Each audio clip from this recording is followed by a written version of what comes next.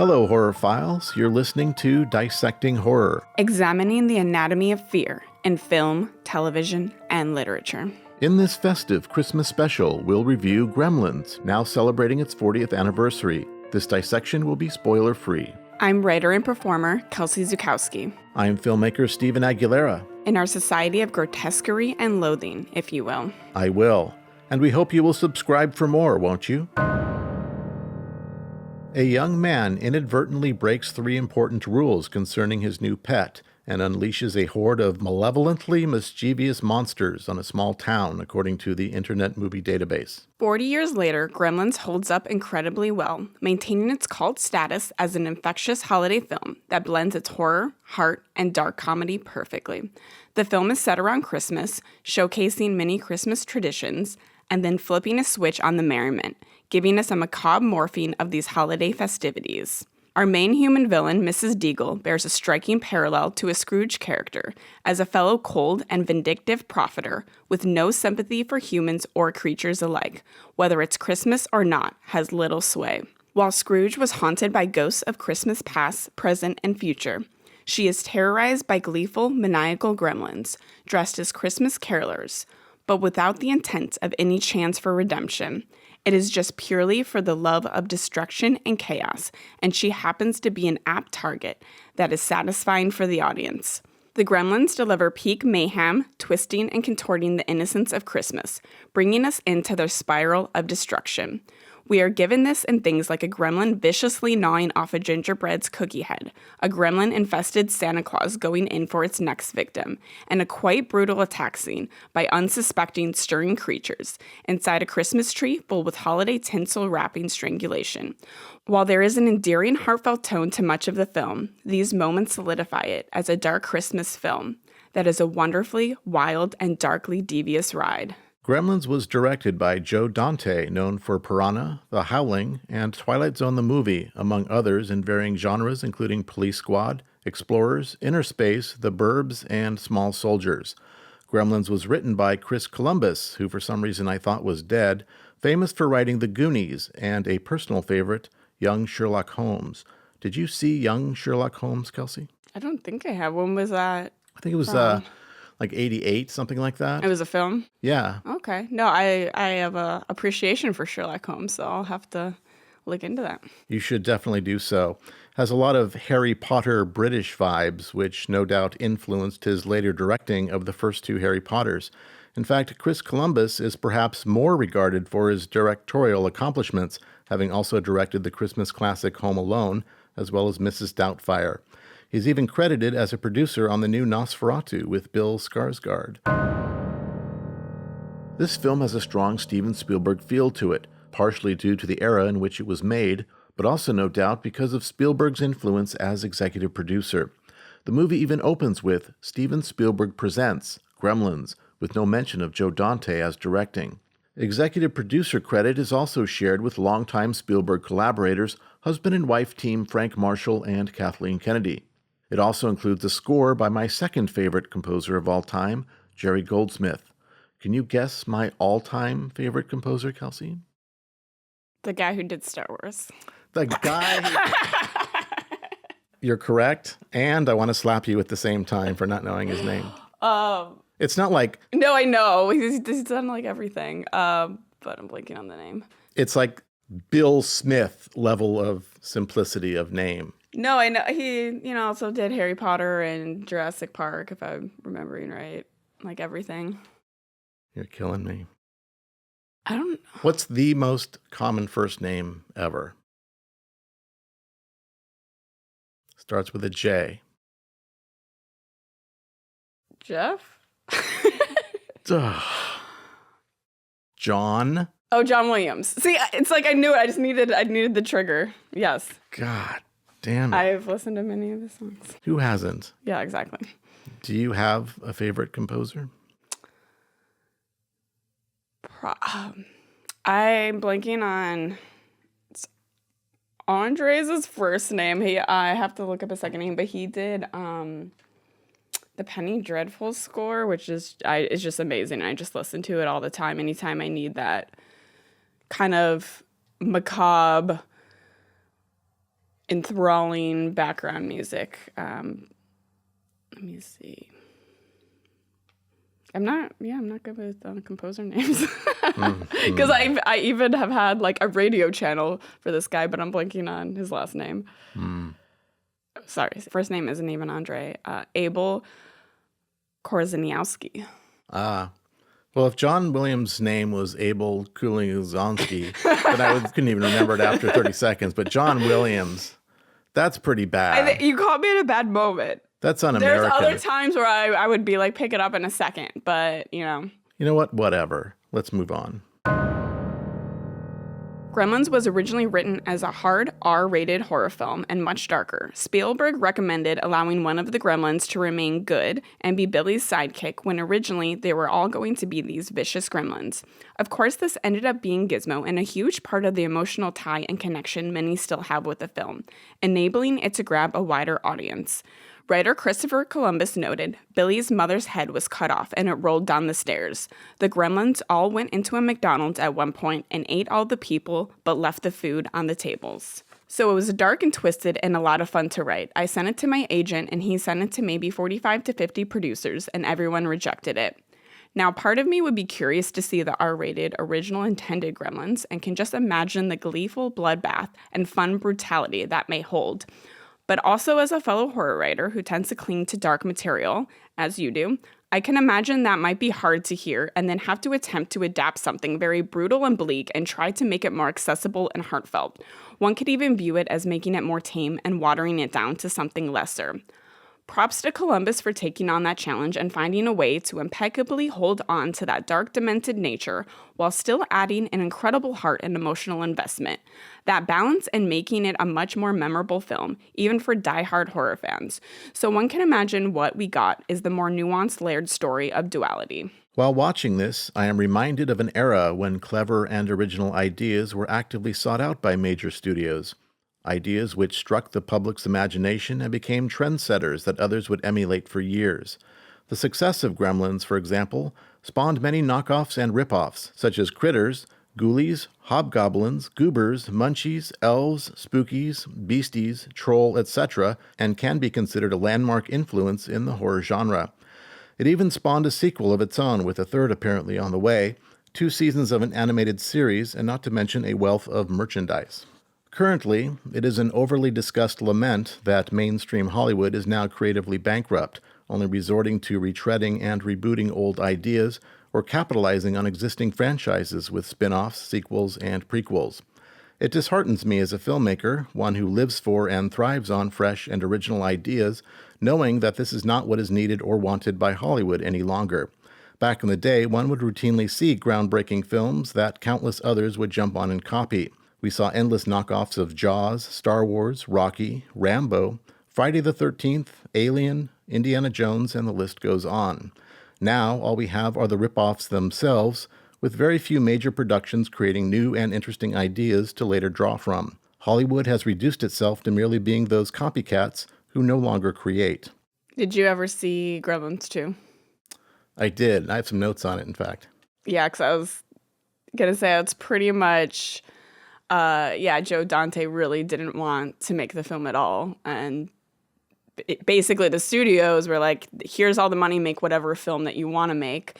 And essentially it was definitely mocking and kind of picking apart the original Gremlins, but also was definitely a social critique on Hollywood and remakes and making films with that name recognition kind of just to make money. And then, of course, just making it bizarre and picking apart its own lore and just having a lot of wild fun with it. But yeah, in a way, Joe Dante agrees with you. And he's like, all right, you want me to make this movie? This is the movie I'm going to make.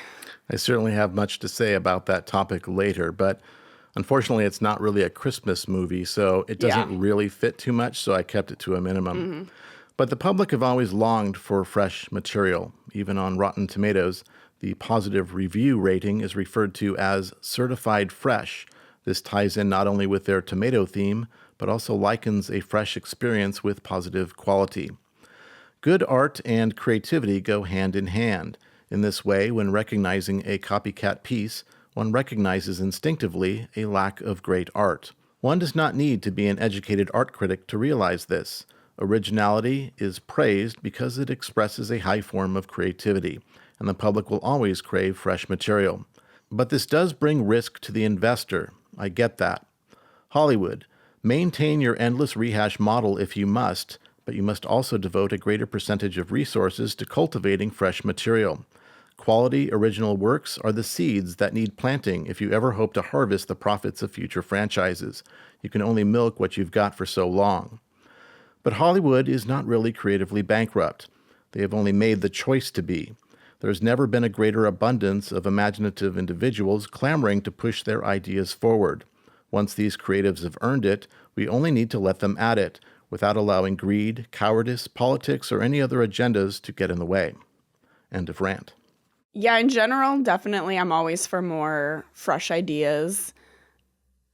As far as this brand of creature feature, yeah, give it all to me. Even like a lot of the examples you gave, like I think those are all uniquely pretty great films. And I feel like we've less, maybe as the years goes on, I feel like Hollywood can kind of not have as much fresh innovation with that, but I don't know, like I've seen like a indie German film that kind of used a similar type of creature and did something completely different with it. So yeah, I think if the popularity of something, I think as long as you're still going into it with, you know, something relatable to the human experience or just a good story or, you know, anything, you know, compelling, any story, you know, worth telling if there's something, you know, something there. Yeah, I think inherently, like, don't make sequels just for the sake of like, oh, this already has a built-in fan base, it's going to make money. And if that is why you're doing it, then at least get a writer or director who's passionate about it and has maybe a unique, like, you know, you have to have that love for it to bring homage to it, to bring out what was great about that. And yeah, for in some senses, you know, you're probably going to be presenting this to like a different generation that, you know, hopefully they'll go back and watch the original, but you know, you're going into it with the mindset that this might just be a fresh, like, first time viewing for some people. So it's bringing alive what was great and special about it. But I think you still have to have some sort of like a unique perspective or bring something new to the table. Otherwise, what's the point? And unfortunately, that rarely happens. But I don't know. I think it's kind of interesting because even I didn't go back and watch it, which I might still now. But the animated TV show Gremlins: Secrets of the Mogwai actually ties. From, you know, just reading about it, seems like it ties into, I guess, more of like the origins and some other interesting things, being it's set in China following Sam Wing in his youth and Gizmo, digging into the origins of Mogwai as well as other Chinese folklore, as they meet and often fight many spirits and creatures on their quest to uncover an ancient treasure and fight against a power-hungry foe, using the Gremlins for his own game. So I think when I was like, Gremlins the original is just a great film. There's so much that is there and really makes it work. And I think a lot of the duality and opposite kind of factors, like you're so invested in Gizmo and our protagonist, but then you're, at least me, I'm not mad at the Gremlins at all. I just love every minute of them. So I'm kind of on their side too. And I feel like that's rare where you're really equally kind of invested in the villain and protagonist, you know, so to speak. And especially with them being just such opposite ends of the same beast, the, you know, representing kind of like the innocence and then just the total chaos, mayhem, destruction. But yeah, I don't necessarily think the original film needed to know more because we know like a basis of kind of the origins of, or at least the rules. Really, that's all we really know. So our knowledge of these creatures and the culture that they come from and everything is like fairly limited, which I don't think that's really a problem in the original film. But if I were to look at it and think, okay, is there anything more that you could do with a future film or story here? I feel like that's kind of one thing you could dig deeper into, and seemingly the show does do that. So I'm not automatically against a sequel, or I mean, this one is a prequel, or any type of like adaptation of something that was popular, if you're gonna dive deeper, if there's still more of a compelling story to be told. If there isn't, and you get the sequels that are just a rehashing, kind of the same thing happening again to different people, that adds nothing new to the lore or what's happening, then yeah, that doesn't do anything for anyone really. I've heard people say that the sequel ruined the original, not in Gremlins, but like in Star Wars and other franchises.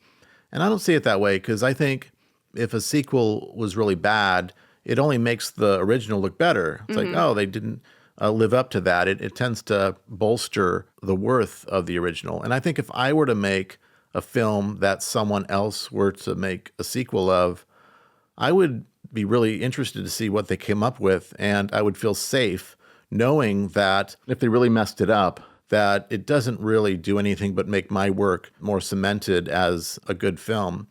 And I don't know, I think I would feel honored and flattered, even if they were doing it just for money, just the fact that it validates the original work, that they would care enough to go through all the trouble and hire all these people, and all these individuals would invest themselves in the creation of something based on something I did. That would be awesome. I would love that. That's true. That's like, giving validity that, wow, you created something pretty special that people want to try to replicate or build off of.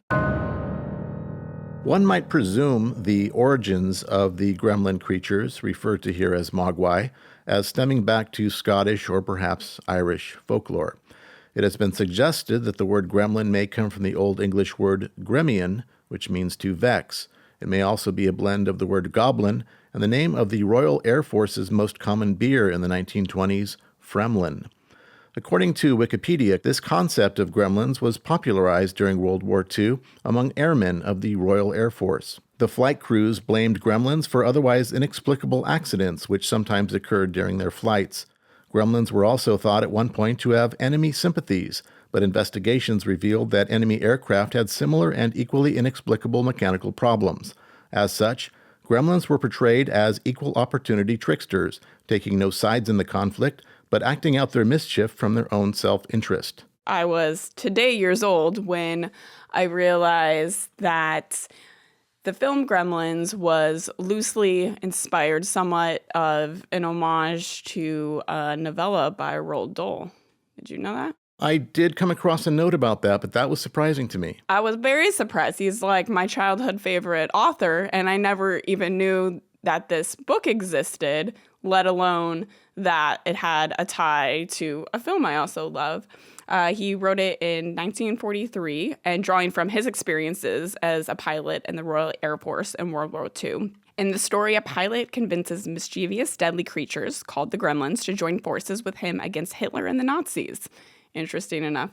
The novella was produced by Walt Disney Productions and was intended to be turned into an animated film, which never happened, largely due to the British government's involvement in disagreement on the final story. And then eventually we got what became the film that we now know, but it has kind of even some of those similar sentiments with, describing those gremlin creatures taking over machinery, and with, World War II mentions. And so it seems like maybe that was like, it was just, relevant to the time period, but I think also some kind of connection on those roots. Very interesting indeed. Are you going to read the book? Yes, I was Googling. I'm like, where do I get this book? It's a little bit more rare, so it is a bit more expensive now. It's not readily available, but yeah, I'm gonna have to find this because, again, Roald Dahl is just has written some of it, especially Matilda. It's one of my probably all-time favorite stories still. He did. Was it? I was going to The Witches, Charlie and the Chocolate Factory, James and the Giant Peach. Much of the charm here stems from Gremlins' practical effects. If made today, I can't imagine a CGI version of our furry gizmo character being particularly cute, much less convincingly physically interactive with actual people. Despite being basically a puppet, we can at least still relate to snuggling with a cuddly, snuggy-wuggy doll, which is basically what an animatronic is. I don't see that same reaction to a CGI creature. Perhaps it could work with the hairless evil mogwai, but even then I think much of their charm would be lost. The theatrics of the Gremlins are amazing. They thrive off antics, mischief, and terror, but beyond that, get into a theme, which is something I can heavily relate to. They have impeccable showmanship rather than just going in for the kill. They make it a whole spectacle first, dressing up like carolers and singing to terrorize the town menace. At times, this is just for their own pure enjoyment and marveling over human culture, such as the many iconic scenes of bar songs and poker games camaraderie, a Flashdance-style mob, and discovering the laughter, sheer amazement, and connective nature of cinema, and specifically the infectious fun of a musical, through being swept away by the Seven Doors' melodic merriment.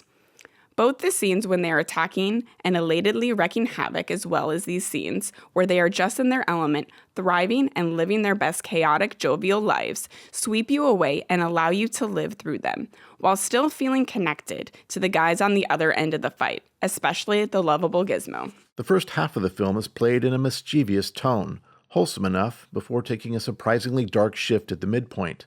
We know something ominous will eventually happen when warned about feeding the gremlins after midnight, not getting them wet, etc. We are then abruptly shown innocent people getting killed and mauled, no two ways about it, and the gremlins themselves getting slaughtered in gruesome, though creative ways, even if their blood is presented as a different color from our own. I think it's the sudden shift from cute and cuddly to extreme gore and violent murder, even if playful in tone. I have mixed feelings about it, since I tend to enjoy the more over-the-top horror-based content, while at the same time this does seem to violate the previous cutesy mood, which at most was dark humor. And knowing that this is not only marketed for kids, but is also presented as a Spielberg comedic family Christmas film, it seems a bit much. Still, I would have also likely protested a more watered-down version. Theoretically, the more ridiculously over-the-top they could have made the violence, the less serious one would take it. And so, counterintuitively, maybe they just didn't go over the top enough. It's confusing, and I can see how it surprised and disconcerted people and parents, especially back then, making this film so controversial. So would you have preferred just the original intended, completely murderous, mischievous, R-rated version rather than trying to make it wholesome and sweet in moments? I think what they did with the extremity of the violence and so forth is the direction I would have taken it, but I would have probably adjusted the first half of the film so it wasn't quite so shocking out of left field. There was a friend of mine just like 3 days ago. So I asked her if she'd seen it. She goes, "Oh, no, I don't do horror." I'm like, "But it's Gremlins." She goes, No, horror, right? I'm like, "Well, yeah," but she was already back offish or squeamish about it. And so there's a different gauge of terror that strikes people from the more family-friendly versions to Texas Chainsaw Massacre or whatever. But it's hard to really know what's going to trigger people. I would have probably just amped up the dark humor of it, the twistedness of it I really like. But I think it was just people weren't expecting it. Yeah, that makes sense. I can imagine maybe, especially depending on how, I'm sure it was presented with an element of like monsters rising, but there was, depending on how it was kind of like originally marketed, there's a definite, emotional and more heartfelt nature. So I could see maybe originally thinking it's going to be more like, oh, there's, monsters and a threat, but overall it's going to be like a sweet Christmas film or something. And then getting this. Yeah, even it'd been a little while since I've seen it. I've seen it as an adult, but, it's been at least a few years. And even knowing what it was, there was some moments that I was like, oh, wow, I forgot like how like dark and bleak this is. And not even just with the kind of attack moments, but even like there's mentions of suicide and and murder and things like that, and even separate from the Gremlins and the Mogwai, like just as, oh, this, your Christmas is like this, mine is like this. And yeah, I appreciated how the film represented the kind of varying sentiments about the holidays and how joy and personal tragedy can be equally present. It gave us both the viewpoints of the carefree, intrinsically happy during the holidays, and the acknowledgement that Christmas can be a difficult time for many, tying into loss and depression, giving us quite a dark, tragic Christmas backstory. This is rather bold for a film meant to be semi-kid friendly, but it's moments like these that make it a more authentic holiday entry that ages well, standing out from the more generic cookie-cutter sentiments many Christmas movies hold. So again, I think it might, depends on preference.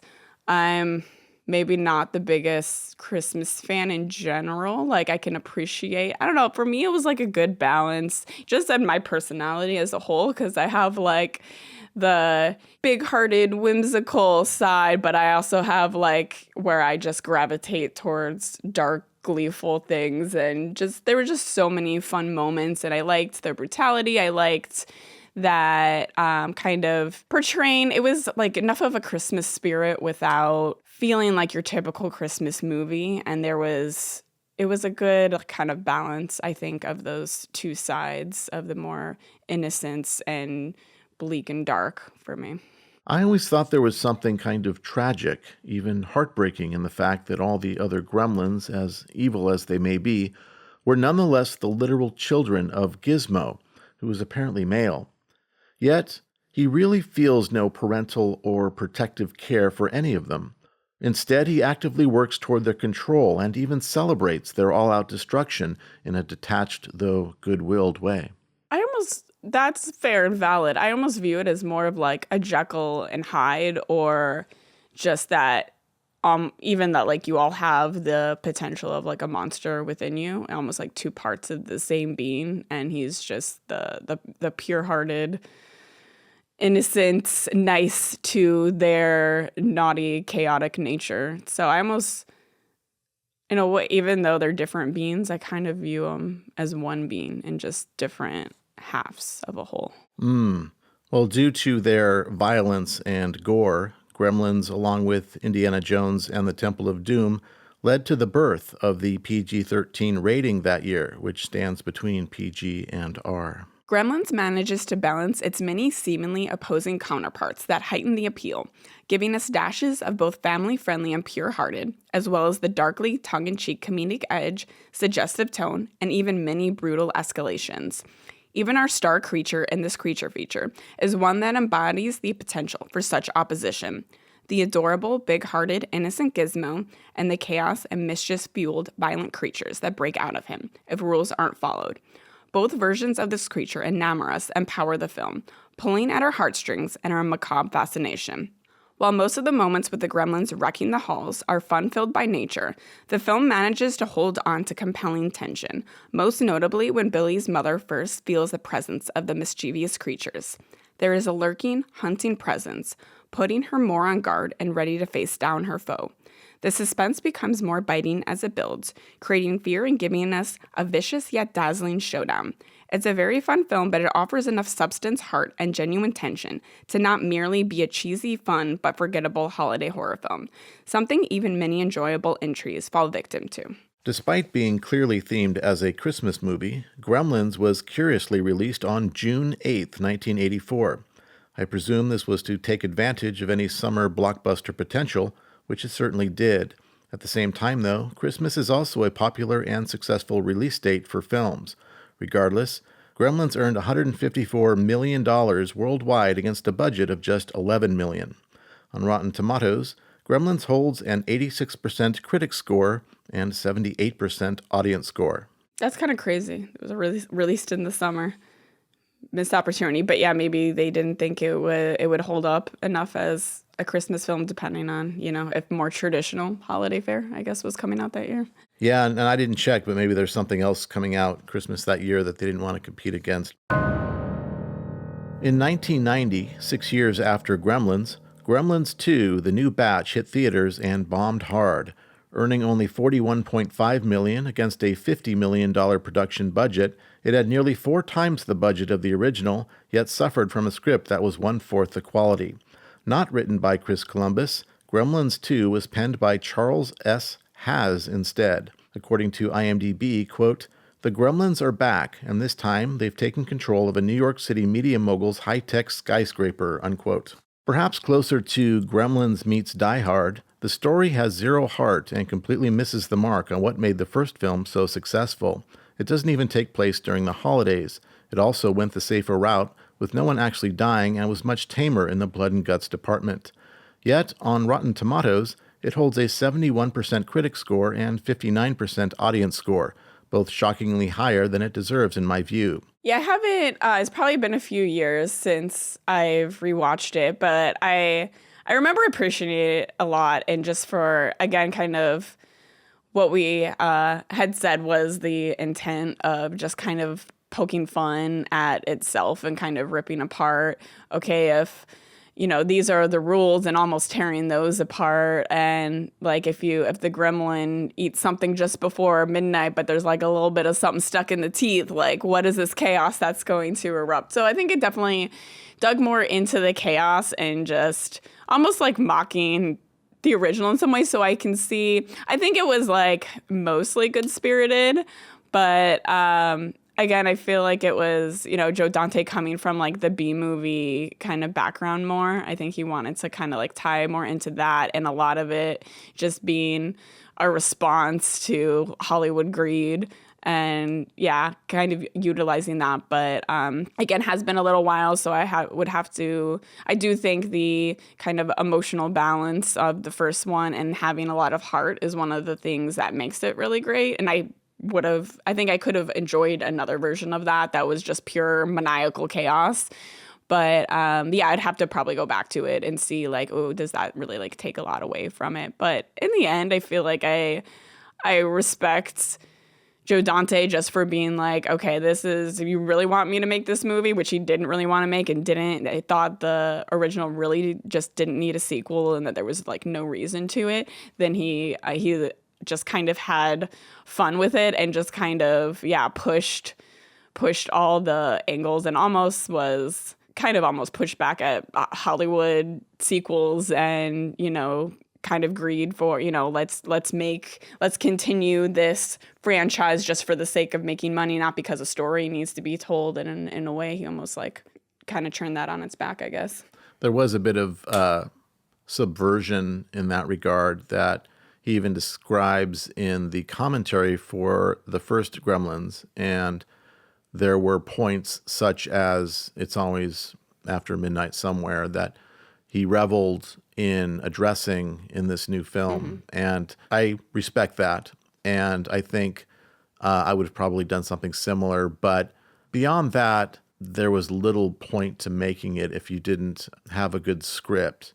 Our same leads from the first film, Bill and Kate, which, by the way, are played by Zach Galligan and Phoebe Cates, take a back seat here to the nonstop goofball shenanigans of our new batch of gremlins, popping up only occasionally to remind us that they still exist. Even Gizmo is barely seen between what is essentially a long series of pointless, unfunny gags that go nowhere and fail to serve what story there is. Featuring one incredibly idiotic and annoying character after another, being more caricatures than characters, the cast and creatures try way too hard to be comical to the point of groan-inducing cringe. That there are nearly 22 minutes of outtakes on the DVD is also not a good sign. After 6 years of development, and with the same executive producers of Steven Spielberg, Frank Marshall, and Kathleen Kennedy, that's what they greenlit? And in addition to 4Xing the budget, retaining its original composer Jerry Goldsmith and cast, makeup effects legend Rick Baker was also brought in and took the creature work to another level. Yet, all this goes to show that without a good script, your film will still always suck, despite whatever resources you throw at it. Yeah, I'll give it another rewatch. I nearly did, but I'm like, oh, it's not Christmas related. Let's just focus on this one. But yeah, especially if I am going to go more into the lore with the prequel, it would be fitting to, I guess, complete the journey. And definitely whenever this third one comes out, although it's very possible the third one might disregard the second from what I hear. Chris Columbus didn't particularly like Gremlins 2 either. Well, I want you to see it so that you will hate it as much as me, and then I'll feel better. See, so fair points, but I just genuinely get so much joy from the Gremlins and their antics. I heavily relate to them, and I'm just like, this is glorious. So even if it's like not as nuanced, emotional storytelling and as much of that balance, which I think did make the first great, I'll probably still enjoy it, but we'll see. We'll see. This is coming from the one who liked the Ewoks in Return of the Jedi, which, I don't know, I think we have different spirit animals sometimes. It's like, and I can't really knock you for liking something that I don't, but I don't know, there's some sort of a divergence we have in very unpredictable kind of ways, which makes us unique. Yeah. But I still think you're wrong, and I'm right.